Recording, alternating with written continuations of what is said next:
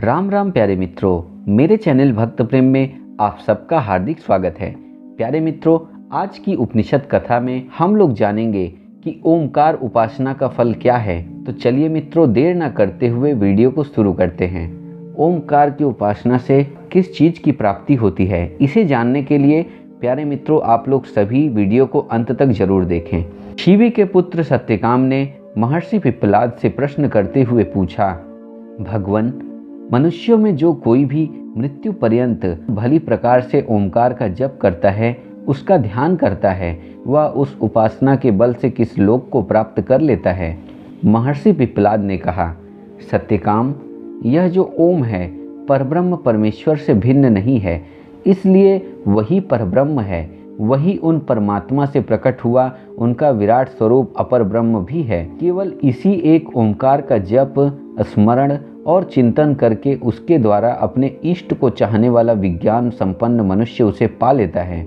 ओमकार का चिंतन करने वाला मनुष्य यदि विराट परमेश्वर के भू, भुवः और स्वः इन तीन रूपों में से भूलोक के ऐश्वर्य में आसक्त होकर उसकी प्राप्ति के लिए ओमकार की उपासना करता है, तो वह मरने के बाद अपने इच्छित ऐश्वर्य की ओर प्रेरित होकर तत्काल पृथ्वी लोक पर आ जाता है। उसको ऋग्वेद की ऋचाएं मनुष्य शरीर प्राप्त करा देती हैं। वहाँ वह उपासक तप, ब्रह्मचर्य और श्रद्धा से संपन्न होकर महिमा का अनुभव करता है और नाना सुखों का उपभोग करता है। किंतु यदि साधक उस विराट स्वरूप परमेश्वर की भूः और भुवः इन दो मात्राओं की अर्थात स्वर्गलोक तक के ऐश्वर्य की अभिलाषा से उसी को लक्ष्य बनाकर ओमकार की उपासना करता है, तो वह मनोमय चंद्रलोक को प्राप्त होता है।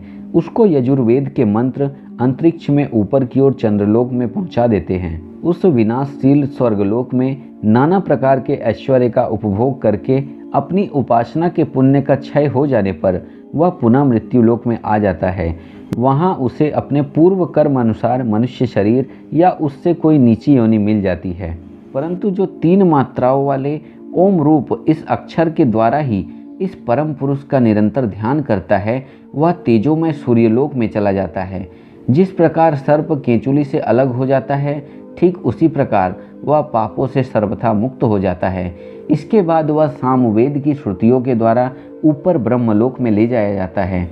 वह इस जीव समुदाय रूप परतत्व से अत्यंत श्रेष्ठ अंतर्यामी परम पुरुष पुरुषोत्तम का साक्षात्कार कर लेता है। पिप्पलाद ऋषि ने सत्यकाम को समझाते हुए अंत में कहा, संपूर्ण रहस्य को समझने वाला बुद्धिमान मनुष्य बाह्य जगत में आसक्त न होकर ओमकार की उपासना द्वारा समस्त जगत के आत्मरूप उन परब्रह्म परमात्मा को पा लेता है, जो परम शांत और सब प्रकार के विकारों से रहित है, जहाँ न बुढ़ापा है और न मृत्यु है, जो अजर अमर निर्भय सर्वश्रेष्ठ एवं परम पुरुषोत्तम है। इस प्रकार शिवी के पुत्र सत्यकाम की जिज्ञासा का समाधान कर महर्षि पिप्पलाद ने उसको संतुष्ट कर दिया। धन्यवाद मित्रों, फिर मिलते हैं अगली वीडियो में, जहां हम लोग एक अन्य उपनिषद कथा को जानेंगे। आज के लिए आज्ञा चाहता हूं मित्रों।